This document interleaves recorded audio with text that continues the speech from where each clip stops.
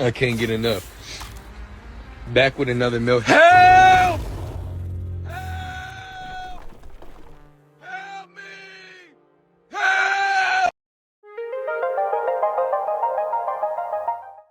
Do you ever look at a game and think, was this game specifically made for me? Because that's what I thought when I first played Novalands. Developed by Behemoth and published by Hype Train Digital, Novalands is a pixel-based building survival game. 3 key words I'm a total slut for.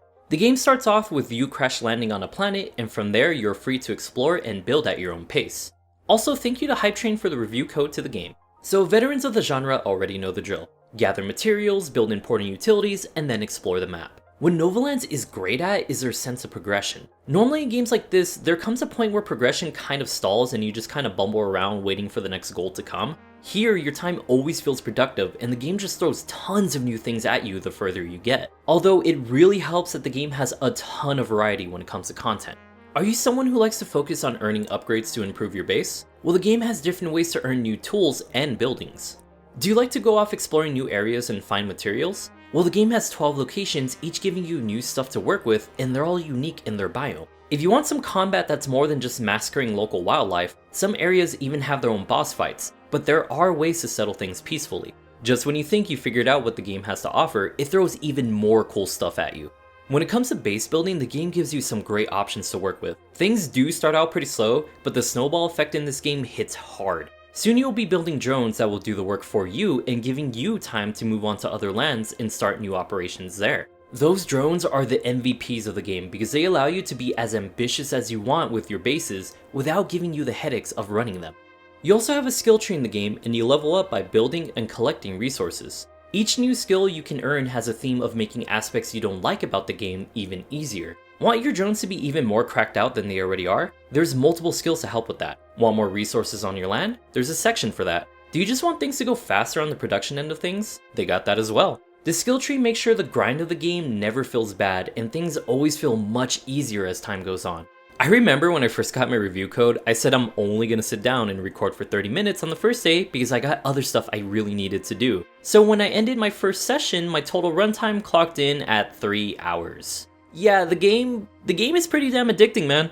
The reason why I got sucked in so hard isn't just the content, but the pacing of the game. I already said the game does a great job at making your time feel valuable, but they don't just shove a million things in your face at once. New content unlocks at a very comfortable pace, which is a good thing because when a game throws 10 new goals, 7 new mechanics, and 3 quests in my face at the same time, I tend to freak out because I have social anxiety and my brain is easily overloaded. Speaking of being easily overloaded, there comes a time in games like this where your base gets so advanced you have hundreds of things to keep track of to run it efficiently. Thankfully, the game's UI is incredibly useful. It's easy to read and doesn't clutter the screen, and trust me, you will be thankful for this when you go from humble beginnings to Jeff Bezos. The reason why I say him in particular is because if I see my drones trying to form a union, I will immediately shut that shit down. I should mention you're not alone on the island. There's a great cast of characters that will usually introduce themselves by jump scaring the shit out of you, but they provide some really good services in return. Whether it be crafting upgrades for your gear or offering very helpful information. They also talk in that Animal Crossing type of way. You know what I mean, right? The whole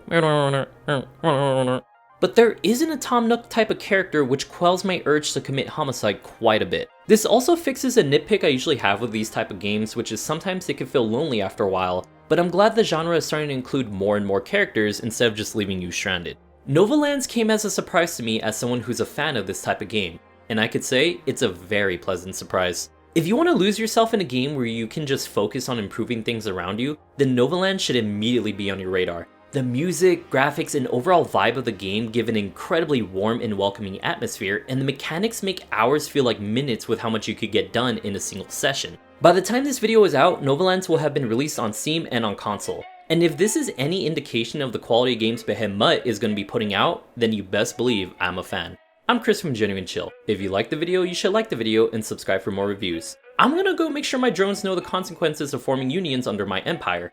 But until then, I hope to see you next time.